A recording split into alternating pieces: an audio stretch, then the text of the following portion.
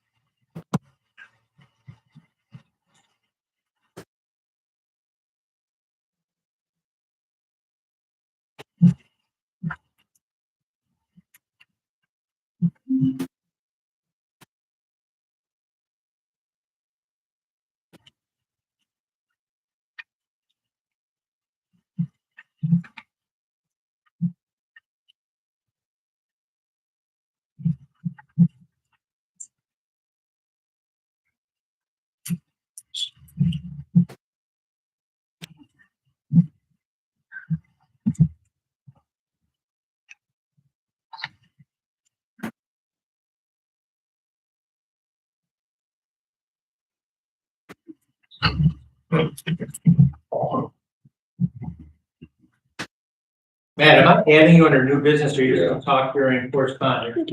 All right, so what do you want it under? There was a DDA. DDA? Thank you. 7 o'clock, call me to order, please. Brian, will you lead us to the pledge? Pledge allegiance to the flag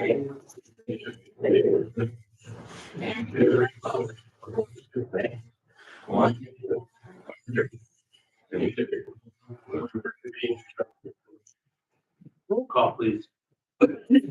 Patton? Here. Ray? Here. Fox? Here. Tyler? Here. Gerhart? Here. Chapman? Here. Drake? For approval of the agenda, before we do that, let's move down to new business. Add item C, DDA. So number 11, new business, add C, DDA. Can I get a motion to approve the agenda of February 8, 2023? Thank you. All in favor? Thank you. Approval of the minutes, January 11, 2023.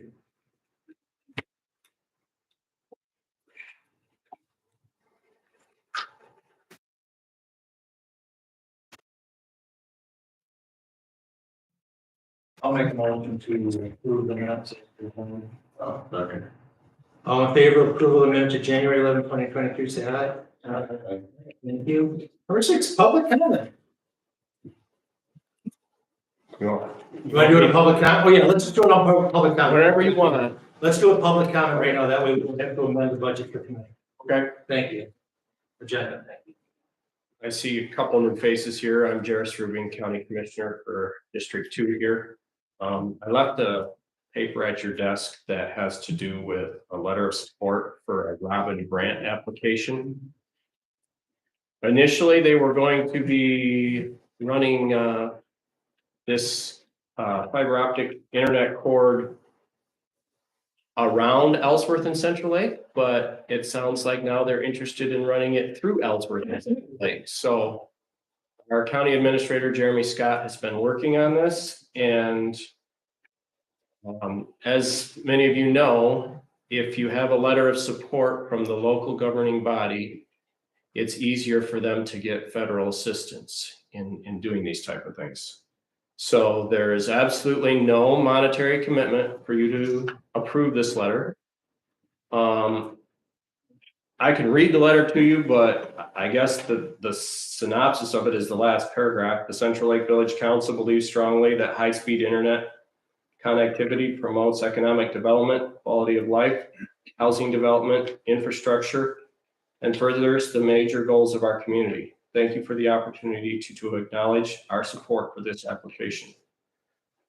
So I guess what I'm looking for is maybe a motion from the board to allow your village president, Rob Tyler, to sign this letter and send it to Mr. Scott Randall. So can we, since it wasn't, I neglected 3 minutes ago to put it on the agenda, can we make a motion to approve me signing this letter without, help me out here. Without it being an agenda. Agenda item, thank you. All right, I'd like to make a motion that we sign a letter of support for the Robin grant application. All in favor of a letter of support for the Robin grant application, say aye. Aye. Motion carries. Okay, thank you all for your patience. Thanks, Jairus. Anything else to add? Yeah, maybe, I haven't been here for the last month or two. I've gotten some new committee assignments. Our county commissioners have been reduced from 9 to 5, so I found out that I got added to like 3 more committees. And one of them is North Country Community Mental Health. And they offer a class every year. It's called Mental Health First Aid Training. And the first class is going to be coming up. They do 2 classes actually. The first one is Adult Mental Health First Aid Training. And that is March 6 and 7 from 9 to 1. And they also do a Youth Mental Health First Aid Training. And that is March 9 and 10 from 9 to 1. We've had a number of volunteer firefighters, EMS people that have taken the class in the past and have found it helpful.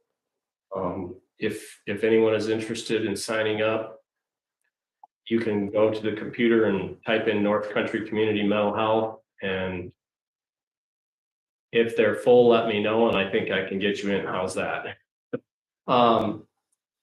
I have had some people that have asked me what other committees I'm on. See if I can find it here a second. So I am on the Soil Erosion, Sedimentation, and Stormwater Runoff Appeals Board. I am on the Northern Michigan Counties Association. That's a group that gets together every month to discuss issues facing counties. There's 36 counties in that group in Northern Michigan. We had our first meeting about a week ago. I am on the Health Department of Northwest Michigan. I am on the Farmland and Open Space Preservation Board. And I am on the Anshin Creek Natural Area. And the Capital Improvement Committee is a committee of the whole, so I'm on that one as well.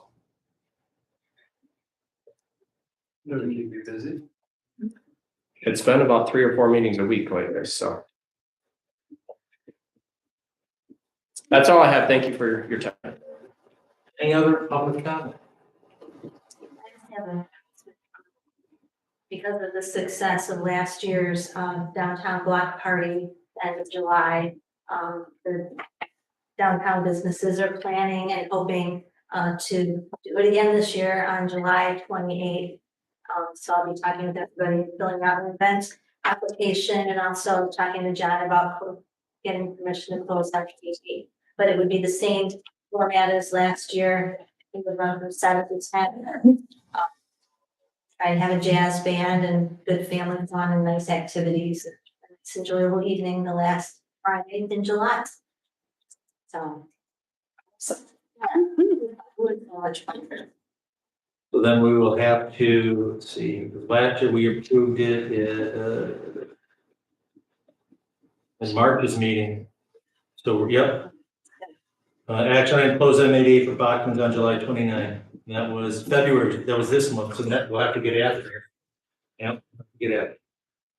Anybody else? Actually, Rob, one more. Sure. Thanksgiving. You can put me next month's just agenda. It's the future extension plans for the Washington State. So we'll be coming to you with some plans. Thank you both. Reports, police report, Scott. Hopefully I get a chance to report, full month. Usually is kind of the first part of the year. We're getting a little bit from last year and the time to use vacation.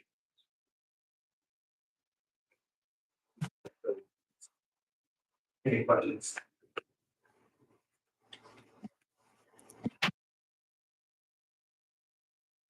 DPW report, John. Be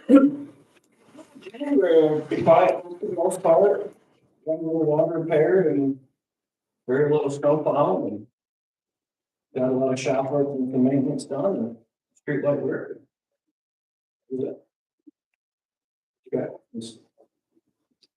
Thanks for keeping the sidewalks so beautifully clean this year. Yes, thank you. Yeah.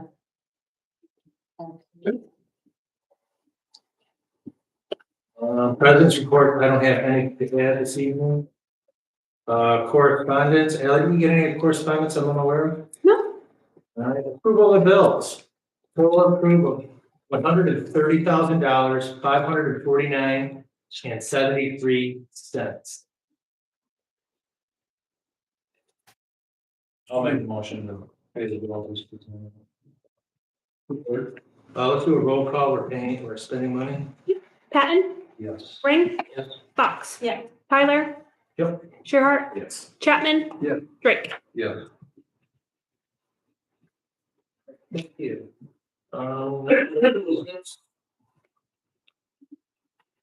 New business, 11A, proposed Torch Lake cannabis expanded hours. Last month, Kelly Young, who's sitting in the front row here, owner of Torch Lake Cannabis, approached the village council about expanding her hours. Before you, you have the current hours are on the left, proposed hours are on the right. I personally, it hasn't been any problems in terms of traffic or loitering or anything like that. Brian, you were right next to it. You want to add your thoughts on that? Yeah, it seems to be fine, no troubles. Okay.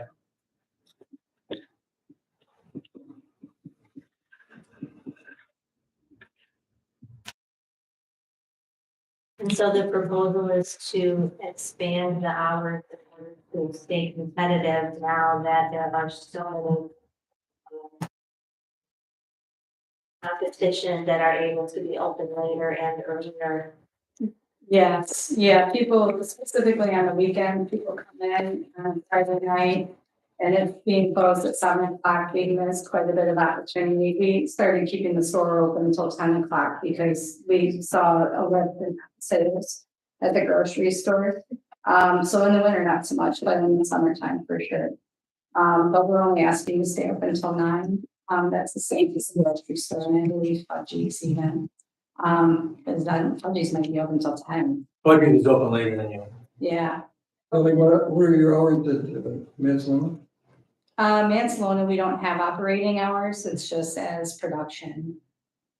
Yeah, but the jailhouse is open, their hours are 9 AM till 10 PM in the downtown of Mansalona. And that's competition. And that's competition, and that's Monday through Sunday.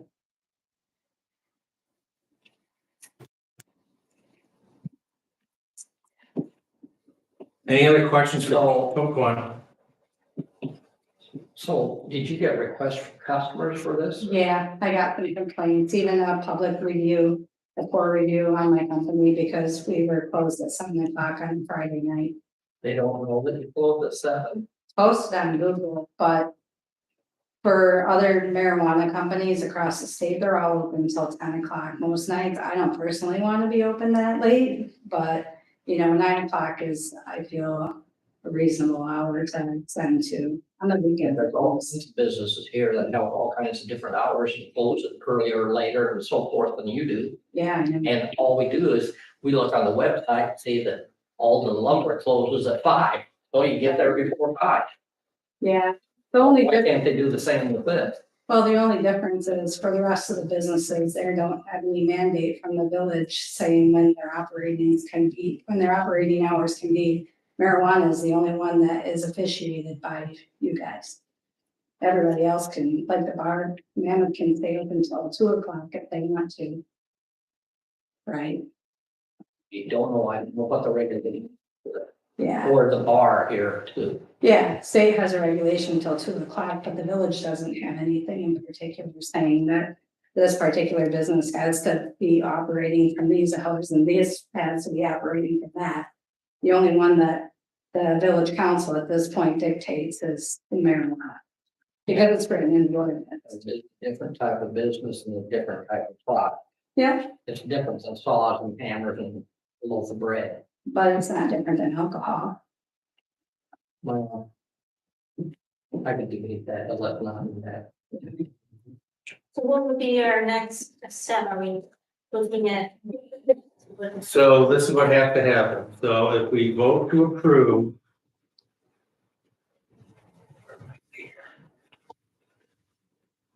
Well, if we vote to approve, we go back to Brian Graham, he amends the ordinance to include the new hours.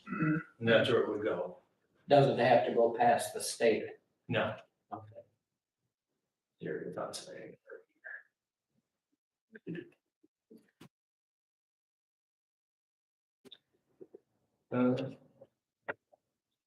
The recreational marijuana ordinance would need to be amended to authorize the change in the hours of operation. So that's what would happen. So in our ordinance, we have the hours of the operation, Correct. correct? No, That we do, now we do have it, what's before you, Sunday, 12:30 to 7, and then the rest of the week, 10 a.m. to 7 p.m.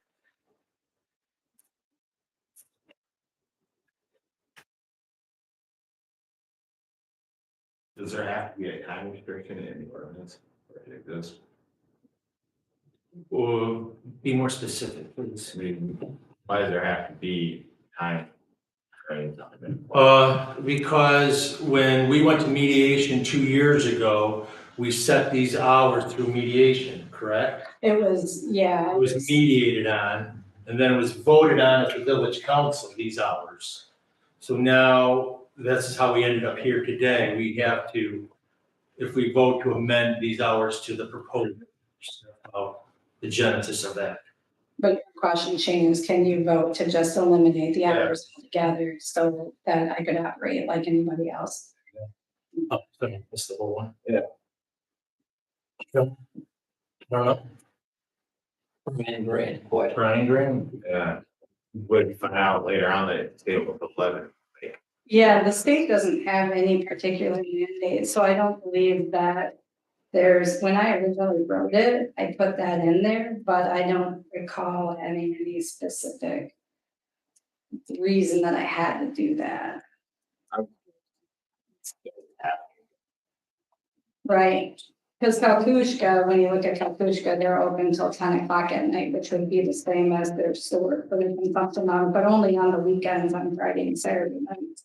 And so that would affect, you know, for events and things like that, like if you have a street party and you're open till 10 and I can only be open till 9 because the ordinance says it's only till 9, then you've got to file for a special permit and permission to be able to stay open that extra hour just for that one night versus if you could have it there all together. Or if you make it the same as a bar and is captive. Or that doesn't really matter to me, but 9 o'clock is really, you know, a bare minimum for tourism, you know, to be able to meet that tourism for folks coming. Folks come out of the state, you know, from Kentucky, Ohio, and they don't have access to cannabis at all.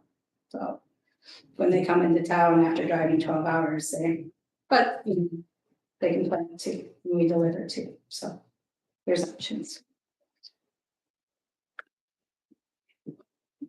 And I really appreciate you guys considering it though, because that is something that, you know, would be helpful in the summertime to get that left.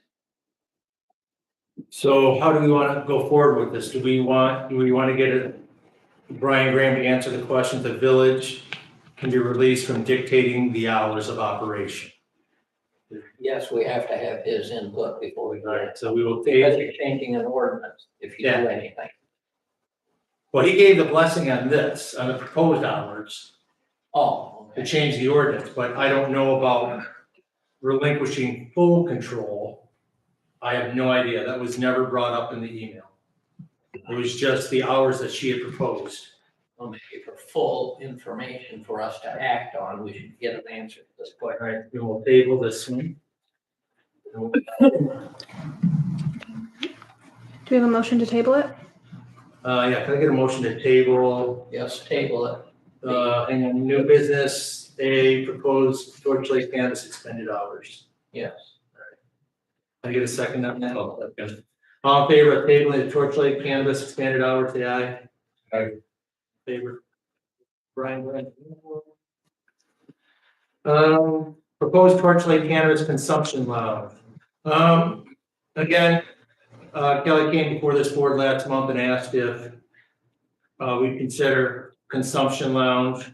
So we did our due diligence and we went to Kalkushka Lounge in Kalkaska, myself, Shane, and Kip, and Allie drove us, thank you. It was pretty interesting. It was not like anything I had ever seen, obviously. I was expecting linoleum floors, plastic chairs, you know, posters of Bob Marley and Jamaican flag flying. None of that. It was really classy. You walk through a door, there was a hostess stand. They buzzed you in, and there were nice seating tables, not a whole lot different from Mammoth. Carpeted floors, wainscoting, walls. In the back was a small bar area where you could get coffee, cold beverages, no alcohol, and no marijuana of any type there. And I'll just read you my notes, and I'll let the rest of these people jump in with their thoughts on it. So a daily fee is $10. You have to bring your own in. So it's like a private club. Private club, correct. They check IDs at the door. Let's see, it's only a place to smoke, you're not allowed to buy there. People come out and hang out to talk. They have different events there. They have things such as puff and paint. I pulled up their calendar. They've got trivia night. They've got different musicians coming in. They've got they show different movies that have a marijuana theme to them. I would imagine Cheech and Chong or something. It didn't give a list. Kurt, the general manager, said it gives people that have to stay away from alcohol or like to stay away from alcohol, whether it's an addiction or just a preference. It gives these people a place to go that they still can, do the painting, not necessarily puffing, or the trivia, or some of the other different events they have.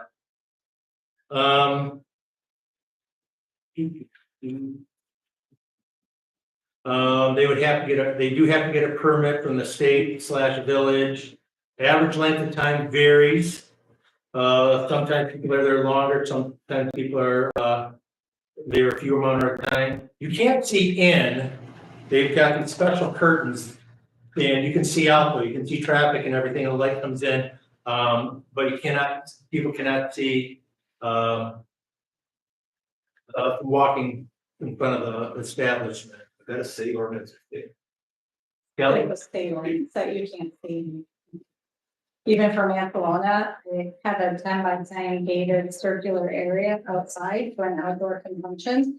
And they said I had to tuck it behind like the pine trees, so anybody driving by the road couldn't see anybody smoking. So And this is the quote that he said to me, it doesn't have to scream marijuana, and it certainly doesn't. We literally walked right by it. So it wasn't, like I said, there wasn't a Jamaican flag flying in the wind. And he said people do come in and they'll walk around town a little bit and visit other establishments. So if it brings more people into the village and it's under a tightly controlled condition, and if there's music and people are coming in for different reasons,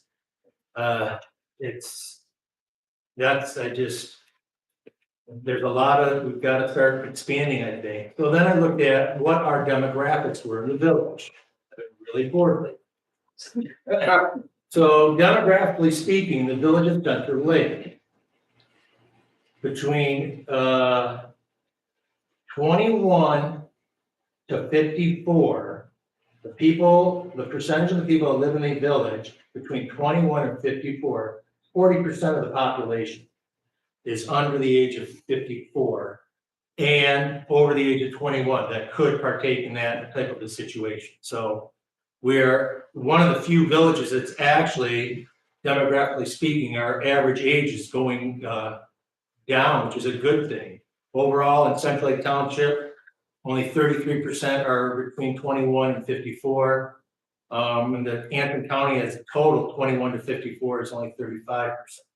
So there definitely is people in that age bracket that might see that as something that they might partake in or I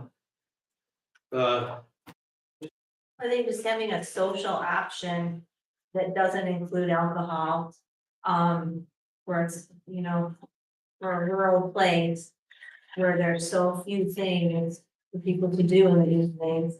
I think that this is this type of business would fill a big need. currently there's nothing in that. Okay, go ahead. I'm sorry, yeah, go on. And he said that there were a lot of people that didn't partake in marijuana that would come in to the event. Just because there was music or, you know, it was something they were interested in doing. It wasn't ramped up to that atmosphere. Yeah, No, it was very, very, very relaxed. Yeah, and we saw a community in there, but Yeah. people in there Yeah, hanging out, talking. I was skeptical of it. I thought it was a bad idea when you brought it here last. Going there, taking a minor, we'll see in the future. Yeah, the logistical part of it, the business part, and the reason why Mansalona Township jumped right on it and allowed, you know, unlimited consuming out there is because as a business owner, you can't allow drinking on your establishment unless you have a permit. And in order to get a permit, you have to go through all the licensing. Now an SDM is completely different than serving alcohol in a glass. An SDM is you're serving beer to go. So the state has different types of licenses, right, for alcohol. But when it comes to, and so we're used to how that's gonna work, you know, again, as Village Market, we didn't come to the village council and ask you if we could get our liquor license or a beer license. We just got it. We went through background checks, we went through expensive licensing. We get all of that in cannabis, but we also have to come in front of you and ask you for permission, and your ordinance has to allow for it. And that's the way the state has it set up. I'm for it because I want, you know, our governmental folks that you're making decisions for our community to be involved. And I've been, you know, actively talking to community members since I started this 5 years ago, talking to people about what do you like, what are you interested in? As a recovering alcoholic myself, who's been sober for 5 years, I have zero interest going to a bar. I have zero interest walking by people drinking in the streets, but it's also not my business to judge whether or not the village council decided that was a good idea for a village or not.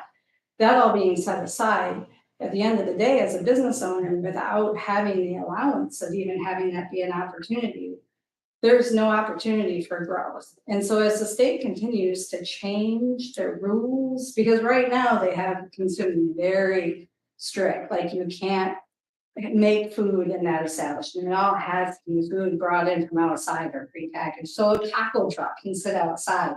Somebody can buy their taco and bring it into the consumption lounge, but there can't be a kitchen inside of that consumption lounge making those. oh, so you can pull a full truck, food truck. Correct, yeah. And so, you know, they have the consumption very much set up like a beer tent type of thing, like you have to go through on a temporary side of things, you have to go through and pull a permit with the state to run an event, and it's set up very much like a beer tent where you have to show a sanitation and a waste and a security and who's checking IDs and how late you're open and all of these medical things. Cannabis has all of those same things. When it comes to consumption, what I found was interesting is, you know, so I'm permitted locally. Mansalona Township has said, sure, I can do consuming out there. I can do events. They took my money happily because they can get up to $5,000 per permit. for each of those fees. So for me, in Mansalona, it's a different type of situation for how I want to utilize that property. That's a different spa wellness sort of center, where it would be an events type of place versus a downtown area where it'd be nice to have a private club that when people come into the store, if they have people from out of town, but they don't want to go back to their cabins on the lake and smoke their joint necessarily with their kid, they can have a driver, however they would do it with the R2. But right now, currently, as a business owner owning commercial space in the downtown area without your nod of approval and allowing that in your ordinance, I don't have that right. Same thing with the Blue Pelican, even though they were outside of the radius from the school, they couldn't say that they're actually a cannabis friendly establishment, allowing people to stay and smoke a joint in their facility unless it comes and allowed. Now it gets really granular for each business type and what the state kind of allows and what it doesn't.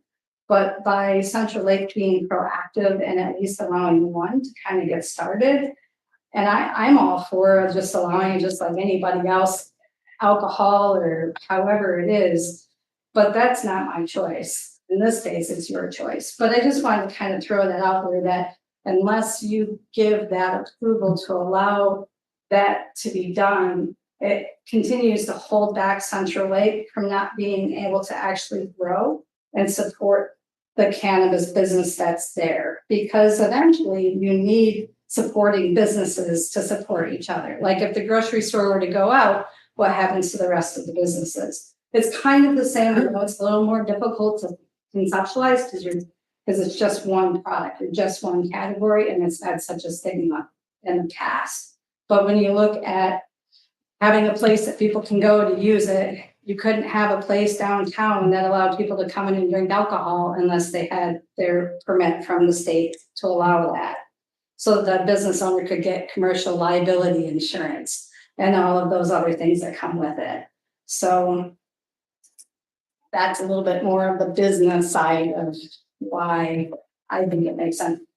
On the flip side of like events, allowing events and things like that, like a music festival, could bring in people to stay at, the Pelican, the various different rentals, fill the restaurants, have people shopping and so there's a can of tourism side of the business that's coming. Part of that has to do with when you look at our customers that come into the dispensary, over 60% are over the age of 50. Most of them for medical reasons. They're tired of the alcohol and they're tired of the pills. And so they're coming in looking for various different options. I got lost, but anyways. Well, let's circle back to, there would be no outside smoking though. If you, No, okay, let's be very clear on that. Okay. yeah, I'd have to have a ventilation. Yeah, ventilation. Inside, Yeah. you would even. And then you install a smoke eating system because when we walk around Kalapushka, you couldn't even smell it. And when we left our clothing, The mission to the state that you have to show. But that was the thing back then, so at the time I was in Gated area, I submitted my application to the state with my floor plan, which is an aerial picture of my 10 by 10 area out in the middle of some pine trees that's gated. And they said, well, we need to see your floor plan and your waste and your security plan and your ventilation plan. And I was like, it's a 10 by 10 area outside that is gated that obviously in the times that it would be open, we would have somebody there checking IDs. Maybe you need an ingress and an egress, but it's outside. In the middle of, there's nothing there but acres of my own land, so I don't understand. So I just tabled it because, yeah, as a small business owner, I can only spend so much time chasing tails, especially when it's going to be outside. So In the winter. So I know one of the challenges right now is that corporate cannabis has been Yeah. pushing hard, trying to move the independent business owners out. Has corporate cannabis been involved in consumption lounges much, or are they more focused on pushing production people and retail They're, businesses? they're just focused on production right now. This would be an opportunity for you to have success in more diversification. Yeah. Okay. Yeah, All right. it helps me strengthen my portfolio of asset holdings that I currently have. Look at the technicalities of it. It's an opportunity for such like that, so we can only what one or two others in the state, right? Yeah, there's only two in the state. Right now, we need Yeah, town that's very needs tourism. yeah. Like I would like to teach classes and there's lots of ideas that I have that as regulations start to open up, those are opportunities that again could put Central Lake at a cutting edge part of it because I have the manufacturing side of the rest of the grow processing. Yeah, So this would involve, an amending the word as well. Correct. And, it could be inquired this month of Brian Graham, what that would entail. Sure. And what kind of timeline would you need in order to make it happen? yeah, the state from the time of submitting is actually working pretty quick, but because the consumption requires Bureau of Fire Safety approval of the floor plan, none of that would get started until the approval by the board. So By this, board, yeah, because I won't, yeah. And there's electrical upgrades that will need to be done and structural upgrades, and so, yeah, and so you have to go through Bureau of Fire Safety. They're about 3 weeks to a month out just for reviewing the floor plan, and the state won't move you any further in approving you or coming out and inspecting you until Bureau of Fire Safety. So that adds on another like 30 to 60 days. So I'll let people ruminate on it for a little while there. Now, where did this come from? Who printed it? I printed it and it was in the Traverse City Record Eagle. Okay, yeah, And it just gives you an idea of Well, what's going yeah, I on. can't read it all. Yeah, So I Okay. just print it on top. Oh, okay. we would have to pay for extra to get the ad to go with. Right, we'll resend it. I apologize. Thank Okay, you. well, some of it was, Yeah. but nothing to do with it. Well, basically what it says is, some of these larger corporations are coming in and buying these smaller ones out and then closing them down, and then we have 2 vacant storefronts instead of 1. Yeah, I just gathered that. Yeah, so that's where I'm at on that one. And then additionally, we printed off all the Calcushka Lounge permit information there too, if you want to look at that. Kelly, this Calcushka Lounge, is that owned by one of the marijuana? it is, it's a botanical company and they're the largest one. Is it owned by one of the places that has a store in Calcasas? Yeah, yeah. They have at least 6 locations across the state. Yeah, They're Yeah, right they're- next door, right? yeah, their store is next door. And then, and you can deliver to consumption lounges, so that's the other thing. Or you can deliver to residentials, but you cannot deliver to a commercial establishment. So I could not deliver to Blue Pelican, to somebody staying at Blue Pelican. That again, I think when you start hashing out regulatory compliance and business owners' rights of their properties and how they're established, some of those things now. I'll keep pull up the pictures we took in the Calcushka Lounge real quick. And that's what it looks like from the interior. Like I said, no Bob Marley flags or anything like that. It's So part of what we're looking at here is overcoming stereotypes. correct. That's why. Something about I said why. Breaking stigmas. It was breaking stereotypes. You're absolutely right. There we are. And the manager even brought up that point of breaking the stereotypes and stigma of it. And that was the back office where it has to be smoke free entirely. So. And then he left us with this, don't make a judgment from afar, come and visit us. Allie, he gave us half off card. So if anybody wants to visit Kalkushka Lounge on their own with the $10 daily fee, but we've got coupons, we're half off. So take a road trip down to Kalkushka Lounge. And well, they have a calendar of events and see what suits your fancy and take a peek at it.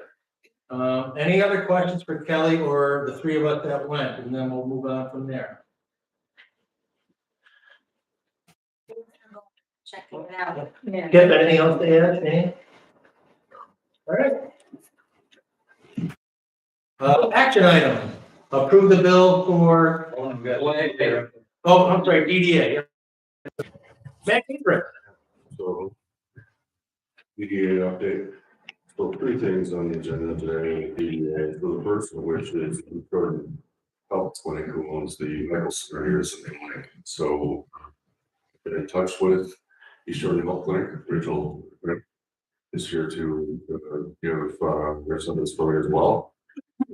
I did put some pressure on them to give us an update on what's going to happen. It has been closed since 2018. So it's been vacant. Stands as DDA president. Part of the charter of DDA is to prevent urban blights. 50 buildings not used, so that's certainly one of the buildings out on Central Lake that is not being used. So we would like to see, ultimately, we'd like to see it as used as before, medical professional or similar use. But what we don't want is to have it empty and not not doing anything and not contributing to tax base here in Central Lake. So I did contact the tax assessor and research what we can do from a tax standpoint, and it is now on the docket for, not the docket, but for 2023, it is a taxable property. It remains unoccupied. I'm sure there's going to be some more discussion on that, but that's where we left that. And then the discussion also came up about potentially retroactive taxes being unused, but that's yet to be determined.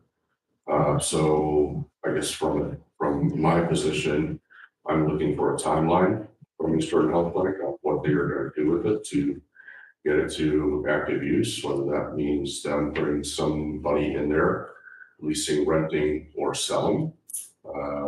I guess I'll turn it over to Rachel from at this point to kind of give an update from their side. Matt had reached out to Dan McKinnon, because of the amount of exciting projects that we have going on. I asked if I could be involved. I have my parents live in town, so I have a little bit of connection in town, and I'm really aware of the impact that it's had since the fall of 2018. I can give a whole lot of history, as Matt and I went back and forth. I can have a lot of why I can't put a provider in there. And I'd be glad to follow up with anyone who had questions. It is not an easy world out there in terms of provider recruitment, let alone staffing. So I reached out to Matt as I'm going to tell you, an olive leaf. Yeah. Olive leaf. It wasn't a full branch. It had to come halfway. So we discussed, we agreed on a summary. Rob was involved with some emails. We have taken it to our board for discussion. I don't have anything further than that at this point. I have asked the board to come up with a timeline on when they're going to decide in what direction they would like to go. That's all I have to report, but as we discussed, transparency is key. Willing to answer any questions you might have. If I don't have the answer, I'll tell you and I'll come back to you with hopefully an answer. Sometimes it's a kind of a crystal ball of like, when you get a provider, I'd love to know that answer too. Yeah, and actually kind of the root of why it's, why it's remained vacant is the perception. This is what from Dan, from Rachel, was the, perception of putting it for sale would be visually negative to the community, that, oh, okay, we're giving up, we're selling it. Kind of devil's advocate, well, so it's keeping it big. So if we're not gonna put a provider in there, then let's do something with it. What is kind of it is obviously big downtown, there's big one's been made that when a provider was there, people would come into town, they go see their doctor, they go to the pharmacy, they would go to the grocery store, the post office, get a haircut, do the whole downtown experience of Central Lake. So we want to recreate that in some form or fashion, whether that's, this was physical therapy, and being creative, maybe it's about, maybe it's physical therapy, maybe it's chiropractic services, maybe it's, who knows what it is. But, until a decision is made to put it up for sale, we won't know. And, I guess my promise to Rachel was, I would, with anybody that I can recruit or voluntold, to help market it to, the outside to get somebody or some sort of business in there. Just don't. So, we'll pull Rachel to England. Figure it out. And get more to come. Any questions? Yes, what's the condition of the roof and the interior? I have no idea. The exterior is questionable and it's mowed occasionally. In my opinion, the landscaping is crap, but Usually my dad tells me that is upset about the mowing. I usually have to call the health center and say, hey, it's time to mow. And we have one It's line, usually about, yeah, and Dave apologizes, we have one maintenance staff that handles the three buildings that we have. So as he goes, dang it, I gotta get up there. I haven't personally been in the building in a while. I know that we have a lot of items in there that need to be cleaned out, properly disposed of. But that is all part of that timeline as this discussion happens with our board. I will honestly say, I started at the health center in 2020. I probably was a little too sassy in my interview because my question was going off essentially in the interview. It was always on the minds of our administration, our leadership, what we can do with that building. We just never had a solution come forward as we're trying to backfill for providers in the other position, other plans too. That's not an excuse. I don't expect you to take it as one, but know that it wasn't us going, we'll just let it continue. Same with our site in Delaware, which hopefully will be back open this year. The reason I asked about the roof is because the building will rapidly deteriorate if the roof starts I agree. leaking. I agree. Yeah, I don't want to see the building fall apart, but Right, I mean, what is it worth if it's not, at that point, if it's getting demolished, because nothing is taken care well, if it gets demolished and cost of demolishing it and the revenue you would get from selling the lot would, well, be negative before it be. of. And considering we haven't recouped our costs to begin with. so and part of the, I guess, part of how I actually got through today was in from gasoline in this, but I did partner with Bel Air DDA president because they have a similar situation with their old health clinic over there. It's an empty building. There's a different plan for that, but that's also been empty for several years. And he was very willing to kind of join forces and charge the hill to try to get some action going. So definitely we've got Rachel on the site, we've got a face and a name, and somebody to call and call Rich. Leave. Okay, we'll do that, right? No, but if anyone does have questions, let me know. Go from there. Okay. So second update, just two other things. DDA, I guess I'm working on with DDA. Jen's part of DDA as well, and obviously small group, but the Destaco properties I have recently got a hold of actually 4 Michigan or Eagle. XDNR is now Michigan Environmental Great Lakes resources. Anyway, remediation services, remediation division, water resources division, and brownfields division. We actually had a meeting here today, it was about an hour and a half, going over brownfields, and we some pretty preliminary exciting news. We have 4 different addresses for Destaco. We can't find a person, but legal has a contact rate, so we want to get that. So it's not sitting there as a temporary site anymore. So future use, don't know, we just don't want it continuing then being used, so. And then it's just a quick update, this is kind of off the cuff, but Ally did provide me with the wireless numbers for both this building and the pavilion. I did research with Charter how plausible downtown wireless would be. We're looking at possibly free or for a small charge for downtown businesses and people. Very plausible. So you've got to talk with John a little bit about it. It's literally the purchase of some repeaters. And there's 2 other levels to the wireless service that we have, which is $100 respectively each month. We can go up and we can do it for a month, we can do it for 3 months, we can do it for a year, however we want to do it. We want to provide that, and that's more of a bandwidth question. So like in the summer, if we wanted to do it, when there's lots of people down here, we could pay the extra $100 a month, have a higher bandwidth with repeaters, and people would have access for wireless service. So very plausible now. What you said about the fiber optic, I have no idea.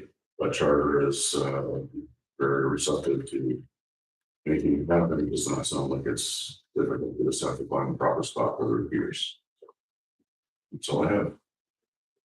Thanks, Chair. So I was just about to do that. Thank you. Thank you. Thank you. Thanks. Thank all 3 of you. Thank you. What are you?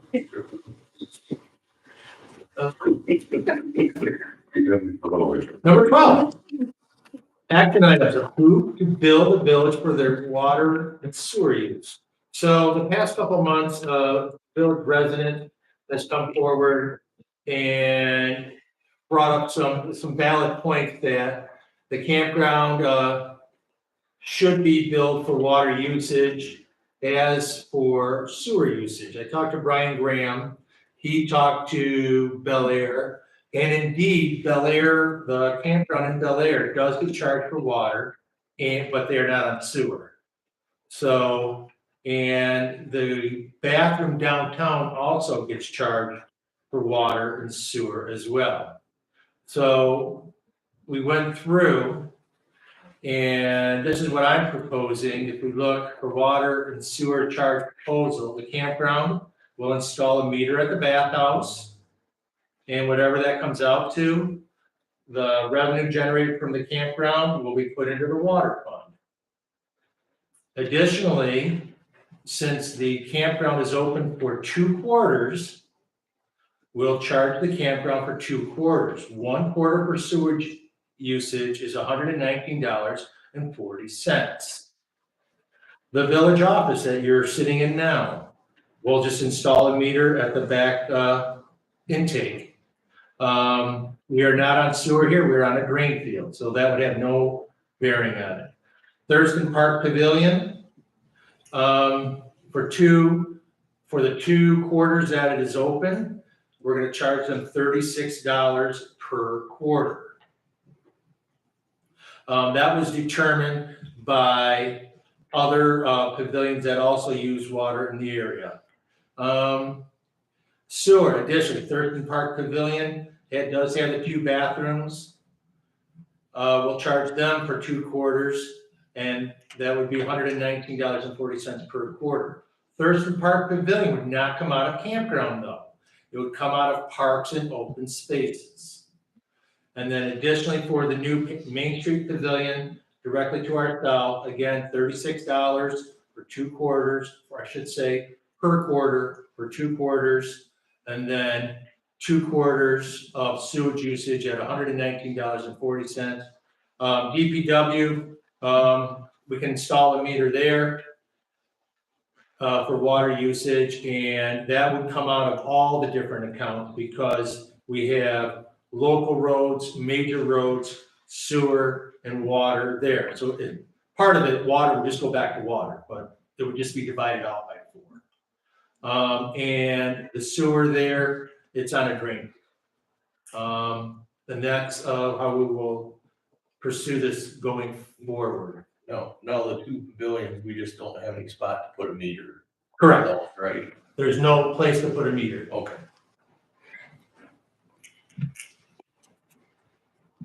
Questions about the water and sewer charge proposal? I'd like to make a motion. Hold on. Oh, I'm sorry. My only concern is, just charging for the 2 quarters. If somebody has a home that's on sewer and even if they're gone for the winter, they still have to pay a sewer bill. Are we gonna get? Well, my thought was, we know it's closed.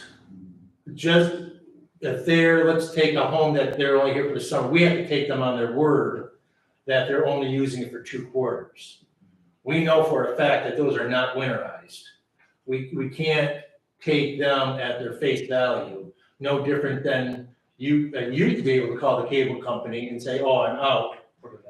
Put it on vacation mode. They no longer do that. But we definitively know that those are gonna be closed in the dead of winter.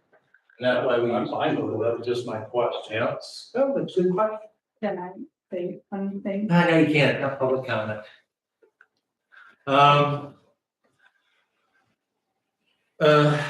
Anybody else have any questions on this? All right, I'd like to make a motion to pursue the water and sewer change proposal before you. Charge proposal, thank you. Second. Let's do a roll call since we're charging the village water. Patton, Yes. Ring, Yes. Fox, Yes. Tyler, Yep. Shearhart. Yep. Chapman, Yes. Drake. Yeah. All right, thank you all. Approve the bridge bid. I'm gonna turn this over to Mike Ring, he's in charge of, streets. Take it away, Mike. Okay, I'd like to say a few things, just to kind of express our minds on why we're doing this. The first thing that I want to do is, we have, 2 bids. The last 2 times we went out for bids, we got no bids at all. So this was a real blessing to us to get 2 bids, John Henry Excavating and Payne and Dolan. And the bids were in the amount of, for John Henry, $332,715. Payne and Dolan was $349,472. John Henry Excavating has one item that's not included, which would be about, well, let me back up just a second. One of the things we need to do is do waterproof. You can do 2 different ways. Membrane, which is what is done on flat roofs especially, and there's some overlap and so forth with the membrane. Try to get it sealed up to that can. The other way is to do a spray coat. It penetrates everything and seals up real tight. We did not get that particular pricing from John Henry. We want to get it. Now that's going to add about $4,300 to the total cost. Because you take out the membrane and put in the spray on waterproofing. So we do not have that price. We can probably have that on later, after we award something. The bridge abutment, the west side of the bridge abutment down underneath has very little riprap left. It's kind of been, removed, destroyed, whatever, over time. And riprap is needed to prevent scouring. Scouring is just simply washing away of sand, of soil around the edge of the creek. Our engineer tells us that that's the #1 cause of bridge failures, the scouring. It's not the bridge itself, it's the scouring. So we have to take care of that. And plus, And the other thing is that the membrane that it exists on the bridge under the deck where the cars drive, that has leakage. It's leaking into a pre-stressed beam. It's a box beam. I don't want to get too technical, but water leaks in there, and pre-stressed means that it's a concrete beam, but it has steel cables that are pulled tight. Then they pour the concrete. Well, it'll rough the cables, and eventually the thing fails. So we have to take care of that. So that's why the spray coat is by far the best, because it will really seal it up. When you do membranes, you're overlapping pieces. Then you try to make the membrane lay flat, so there are no wrinkles in it. Seals up good between the 2 different, 3 different, 4 different layers of membrane. So that's why we really do need to go with the water spray applied waterproofing. Let's see. Can I ask the question? Sure. What's the lifespan of the spray versus the membrane? Does the spray waterproofing, how long can it be expected to last? You can run a nail through a membrane. Drive a nail through it. Yeah. You can also do that in spray coat. In the spray coat, good luck trying to pull that nail back out. That kind of shows the difference. So by far a superior thing. And it, from the way I understand it from the engineer, the spray coat does last longer because it seals better is one of the reasons. And let's see. Let's see. Well, about the only other thing I want to say is that one other thing, if we do this bridge repair, we will end up with inspections every 2 years. Right now, we have to have it every year because of the condition of the bridge. So we're not only saving the bridge, but we're having fewer inspections because the state deems that with this bridge repair, they'll have more confidence in the longer life of the bridge. Okay, we received 2 good bids, which are fairly close to each other. I worked in the power business and power plants and heavy industry. We'd get bids and they'd be all over the place sometimes.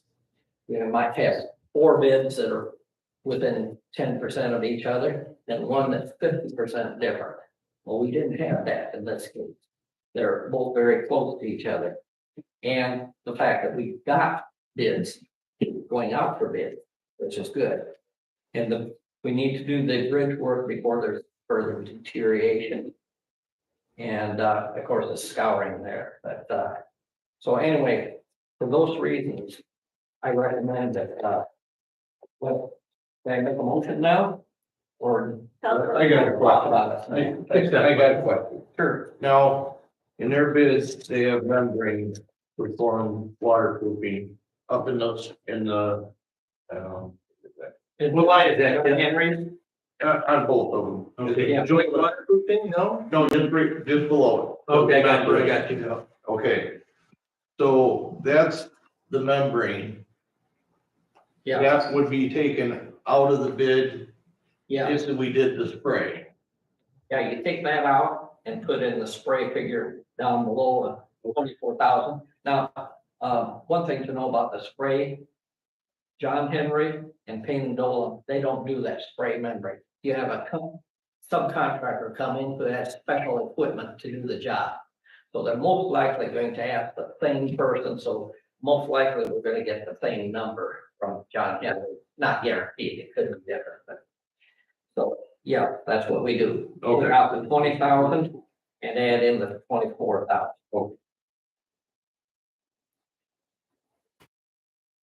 So 24 instead of the membrane.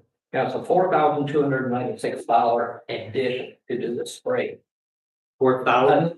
Yes, $4,296. We subtracted the one from the line item for 24,000. Yes, that's assuming that John Henry comes back with a figure of $24,881.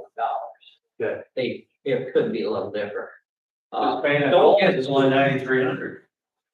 Yeah, for the membrane. Okay, that's what I was gonna say next. don't get all hung up on line items on bids. Because everybody does their bidding differently and does their figuring differently. Main focus is on the bottom line, the total. What is the total reasonable? Is it not reasonable? The total. But it's not going to be any cheaper next year or the year after if we get bids next year. So, Cause we started out a couple of years ago at what, about 180? No, yeah, something like that. Yeah, and Yeah, it was cheap. the prices are It's listening not, out. Well, everybody knows. Jared knows that about the county bill. We're not gonna follow the county. Well, Sorry here. no, no, whatever, Jared. But, so anyway, that's, The- I recommend John Henry excavating. Do you want a,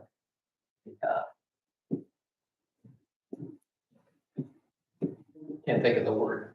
Motion. Motion. Oh, make a motion then. Yes, I make a motion that the Central Lake issue a contract to John Henry Excavating for repair of the bridge on State Street in the amount of $332,715, with the understanding that with the spray applied waterproofing, there will be some additional cost to it, probably around $4,000 or $5,000. Can we do it that way, or or do you want to do it just with the John Henry bid as it stands at the moment? Let's add a number to the spray applied waterproofing of $5,000. Okay, Because I don't want to have a number hanging in the wind. Let's have a concrete number. of Okay. 5,000. so that'd be, 337. yeah, so, okay. Okay. We'll try this again. Right. Okay. You taking notes? Yeah. Oh, you're not. I see what you're doing. I make a motion that we award a contract to John Henry Excavating for the repair of the State Street Bridge, in the amount of $337,715. Second, that. Roll call, please, or spending limit. Patton, Yes. Ring, Yes. Fox, Yes. Tyler, Yes. Sherhart, yeah. Chapman, Yes. Drake. Okay, one additional item is that this work is to be done in the month of May. From the last I knew. Okay. So it should be done before the heat of Yeah, the summer. for the, well, we don't care about heat, but we. No, I care mean, the about- heat, the dreaded heat, that's been. Oh, You and know, Mike's an engineer. It's still there, they go to May 25th. Yeah, May 25th, because yeah, is that the date, the 25th? Yes. Okay. Get it done before the morning. yeah, that's exactly. Thanks for all that work, Mike. Yeah, thanks, Mike, for doing all that work, we appreciate it. That's it, after that, we went over with the Robin Grant, public comment. All right, I'd like to make a motion to adjourn. All in favor to adjourn? Motion carries, thank you all for showing up. Amy, now they're only here. Shouldn't be getting ones that you like after they get done with this stuff.